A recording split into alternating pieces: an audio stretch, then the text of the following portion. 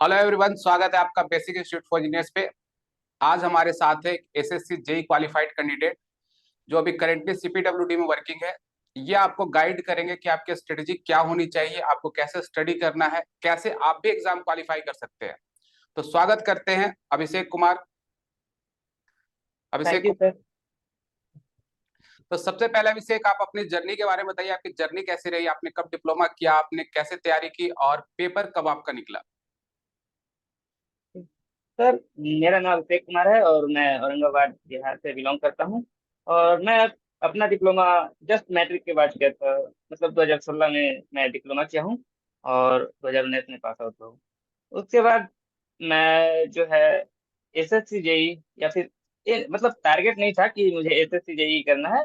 All JEE exam को लेकर के मुझे जो था उसका सिलेबस, पूरा सिलेबस कवर करना था। इलेक्ट्रिकल ब्रांच से बिलोंग करता हूँ तो इलेक्ट्रिकल ब्रांच का पूरा सिलेबस मुझे कवर करना था। और इसके लिए मैं सर पटना चला गया था कि कोई कोचिंग वगैरह ज्वाइन करूंगा।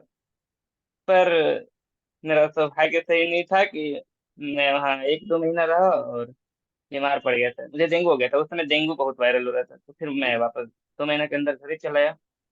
और घर पे आया तो वहाँ 6 मंथ रेस्ट के लिए मतलब लगा। और उसके जस्ट बाद जो है कोरोना लग गई। हम्म। तो मैं तैयारी अच्छी तरह से नहीं कर पाया। तो फिर ऑनलाइन प्लेटफॉर्म पर ज्वाइन किया। पहले तो कोई क्लासेज वगैरह नहीं था, तो यूट्यूब पे जो क्लास चलती रहती थी उसी से मैं क्लास करता था या सेल्फ स्टडी करता था। फिर आपने अपना कोचिंग स्टार्ट किया, बेसिक इंस्टीट्यूट फॉर इंजीनियर। और आप आपसे मुझे पहले से ही कांटेक्ट था क्योंकि पहले कोचिंग में ऑफलाइन 1 मंथ के लिए ही क्लास किए थे। तो उससे कांटेक्ट था और टेलीग्राम व्हाट्सएप ये सब से बने हुए रहते थे। तो आपने हम लोग के लिए जो स्टार्ट किए थे बेसिक इंस्टीट्यूट ऑफ इंजीनियर, तो उसी में मेरा जो वीक पोर्शन था, वीक पोर्शन कहे तो मतलब लेंदी पोर्शन, इलेक्ट्रिकल का सबसे लेंदी पोर्शन हो गया मशीन। जो मैं मतलब ना जाने कितने टीचर से पढ़ा हूँ, बहुत मुश्किल था समझना उसको। लेकिन आपका थोड़ा सा मुझे अंदाज था क्योंकि यूट्यूब पे कुछ शॉर्ट वीडियो लाए थे, पढ़ाए थे, तो उससे लगा था कि नहीं मैं आपसे पढ़ूंगा तो मेरा मशीन थोड़ा सा ठीक हो जाएगा। और मैं आपसे क्लास किया, आपका क्लास ज्वाइन किया। और फिर 50 से 60 लेक्चर करीब आपने लिया था मशीन में। उसके बाद मशीन दोबारा कभी नहीं देखा सर मेरा दोस्त। आज भी मैं सीपीडब्ल्यूडी में हूँ अभी, मतलब करीब 1 साल 1.5 साल हो गया है छोड़े हुए। लेकिन आज भी दोस्त यार पहले से भी पूछते थे, आज भी क्वेश्चंस वगैरह पूछते रहते हैं। आज भी मैं उसी तरह जवाब देता हूँ। पता नहीं किस तरह से मतलब सेट हो गया है माइंड में, भूलने मतलब वो होता है ना कि कोई पढ़ता है सिर्फ एग्जाम ओरिएंटेड से। मैं पढ़ा था सीखने के पर्पज से, मतलब मुझे भूलना नहीं है कॉन्सेप्ट जितना था वो सब।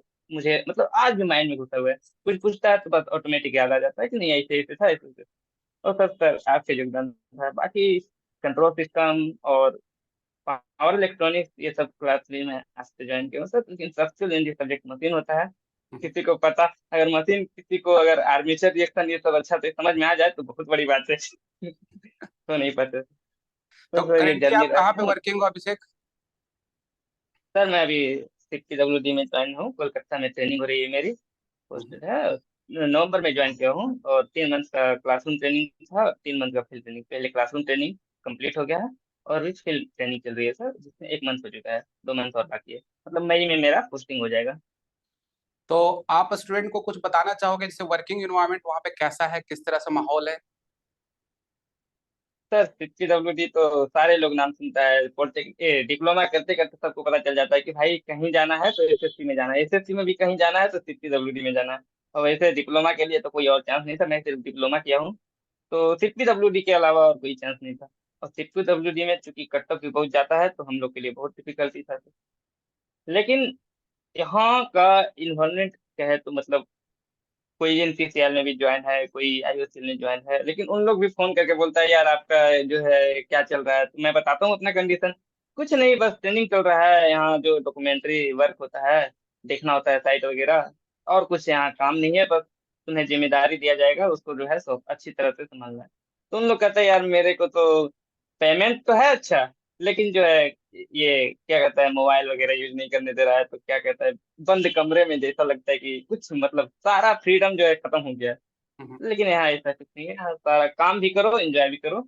और जिम्मेदारी बहुत है सर, आपको जो है जो काम मिलेगा आपको, क्योंकि ये प्लानिंग और मैंने प्रोजेक्ट डिपार्टमेंट है, तो इसमें जो है कुछ न्यू बिल्डिंग्स होते हैं, सीपीडब्ल्यूडी में बनाना होता है या फिर उसका मेंटेनिंग करना होता है। तो जिम्मेदारियां बहुत है, काम करिए, फिर बाकी ठीक है, कोई दिक्कत नहीं। और जैसे बहुत सारे स्टूडेंट का ड्रीम होता है कि हम एसएससी जेई सीपीडब्ल्यूडी में काम करें, तो आप खुद सुन लीजिए कि कितनी अच्छी वर्किंग इन्वायरमेंट है जिसके लिए आप प्रिपरेशन करते हो, तो जी जान झोंक दो। मैं भी एक आपसे ये Yes, पूछना चाहूंगा कि आप जब प्रिपरेशन कर रहे थे तो आपने कौन सी स्ट्रेटेजी बनाई थी जिसके कारण आप आज यहाँ पे बैठे हो?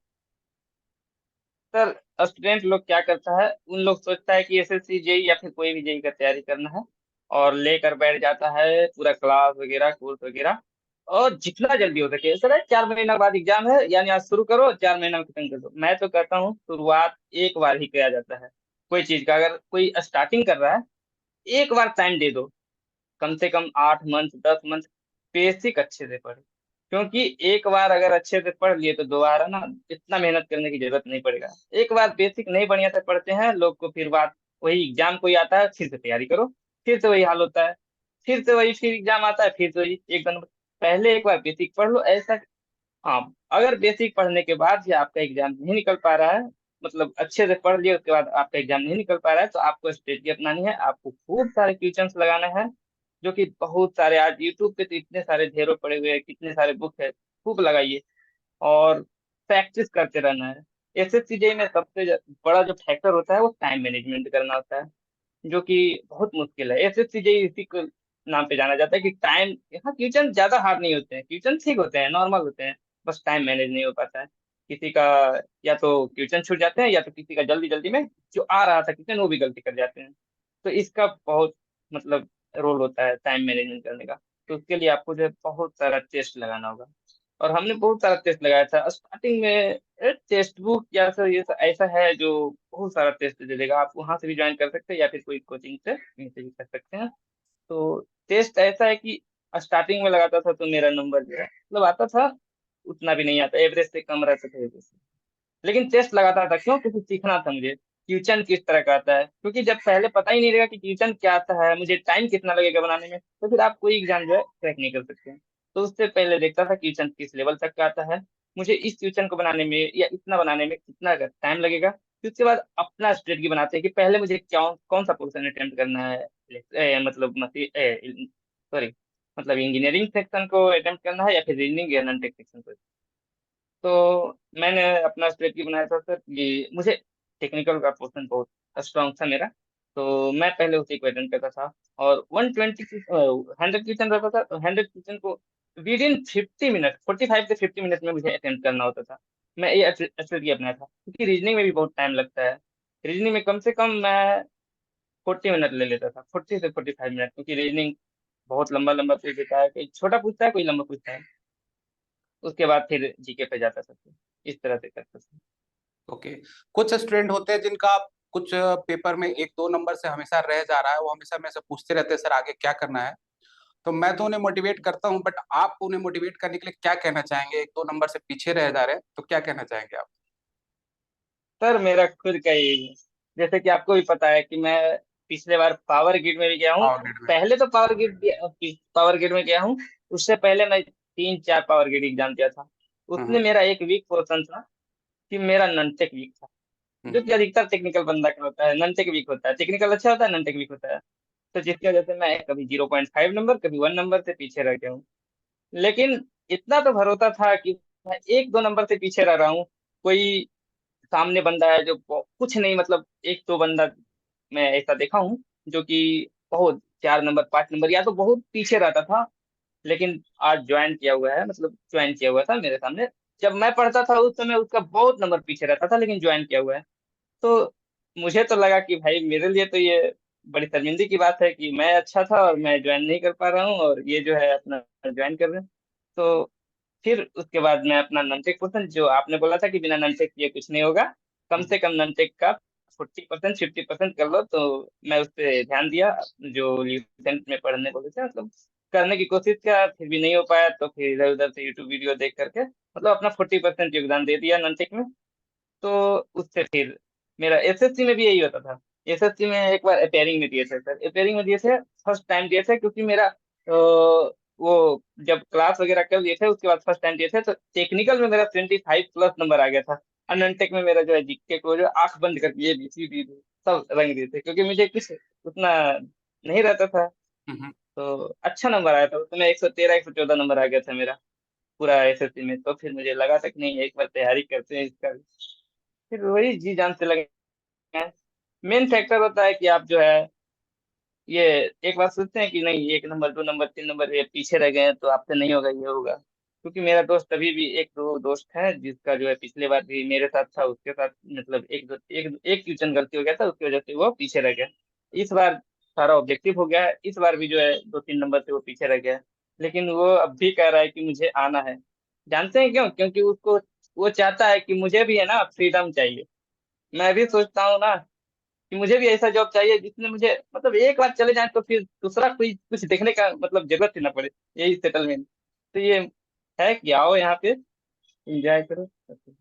ठीक है अभिषेक, और मतलब एक बात आपके और कहना अनुसार चाहेंगे, जो भी स्टूडेंट प्रिपरेशन एक कर बात रहे और हैं। कहना चाहेंगे सर, हाँ जी बोलिए। कि सारे लोग जो है ना एक एक दिन को बस अच्छा बनाइए। आज शुरू कर रहे हैं तो आज अपना जितना मतलब होता है ना, एक अंदर से संतुष्टि आता है कि पढ़ लिया हूँ। अगर अब तो भी जाएंगे, अब सिनेमा वगैरह कुछ भी देख लेंगे ना, तो मुझे कोई फर्क नहीं पड़ने वाला, क्योंकि मुझे जितना पढ़ना था आज पढ़ लिया हूँ। वो अंदर से संतुष्टि आना चाहिए, और सारा एक एक दिन अच्छा करेंगे ना, तो आगे एक ना एक दिन रिजल्ट हो जाएगा।